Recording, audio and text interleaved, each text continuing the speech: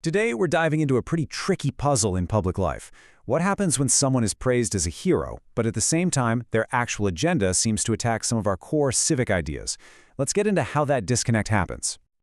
Yeah, this is really the heart of it, isn't it? How can a public figure be praised by a governor as representing who we could be in better times, when just a few months earlier he announced a plan to discredit Martin Luther King Jr. and the Civil Rights Act? This isn't just a hypothetical, and figuring out this disconnect is absolutely key to understanding our political world right now. Okay, so to really get our heads around this puzzle, let's start with one side of the coin, the agenda itself.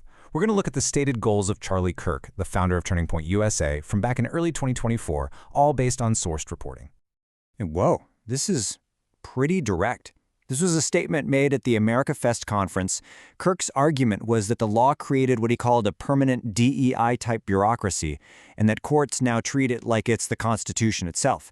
I mean, this isn't him hinting at something. It's a full-on challenge to a piece of legislation that is, a cornerstone of modern American society. Right, and it doesn't just stop with the law. The strategy also involved going after the legacy of the man everyone connects with that law. In a piece for Newsweek, Kirk was very clear about his plan to reveal what he calls the truth about Dr. King, basically framing our collective memory of him as a myth that's just gone way too far. So, let's just recap what we're seeing here. The goals are crystal clear. Go after MLK's legacy, call the Civil Rights Act a huge mistake, and wrap this whole thing up in the language of revealing some kind of hidden truth. As the source material shows, these are direct, open challenges to what many consider foundational civil rights achievements. And there it is. This slide just lays it all out, side by side. On one hand, you've got this agenda that's actively trying to undermine major civil rights progress. And on the other, you have a governor holding up the very same person as a role model. So how on earth do these two things exist at the same time in the same reality? Okay, so that's the disconnect. Now for the big question. Why? Why does this happen? The sources we're looking at suggest a few key reasons this isn't just possible, but maybe even pretty common these days. Well, the thing is, it's not just one simple reason. It's a whole mix of things. You've got partisan alignment, that my team versus your team thinking where you might overlook some things. Then there's just narrative comfort. It's so much easier to have simple heroes than complex people, right? We don't love nuance, but that fourth one, shifting the Overton window, that's something we really got to dig into. So let's talk about the Overton window.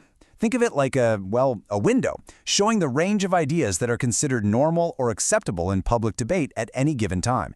The argument here is that by saying something so shocking about the Civil Rights Act, the goal is to actually move that window, to take an idea that was once way outside the mainstream and slowly pull it into the realm of acceptable political discussion. All right, so we've seen the what and the why. But what about the so what? Does any of this actually matter? Well, according to the source material we're exploring, the real-world stakes of ignoring this kind of disconnect are incredibly high, not just for our public conversations, but for democracy itself. And you can see the risks laid out pretty clearly here. When we just ignore the controversial stuff, we kind of start to forget why these laws were passed in the first place. It erodes our shared memory. Sanitizing these statements, or pretending they weren't said, just fuels more division. And when you start calling foundational laws a mistake, well, that can really start to chip away at the whole system. So, if the problem is this massive gap in clarity, what's the solution? Well, the analysis here doesn't just point out the problem. It also tries to map out a path forward with different roles for different groups in our society. And these are some really concrete ideas. For the media, it's about connecting the dots. If you report the praise, you also have to report the controversial agenda with it. For political leaders, it's about being precise and not just ignoring these contradictions. For us, the audience, it means we have to demand more than just feel-good speeches and ask, okay, but what are you actually going to do? And for educators, it's all about grounding history in the facts, in the primary sources. And this is really what it all comes down to, isn't it? This idea of building better times. Pretty much everyone wants that. But the question this whole situation forces us to ask is, how do you get there? Can you build something better by ignoring uncomfortable truths? Or does it demand a much more rigorous and, yeah, sometimes uncomfortable kind of honesty?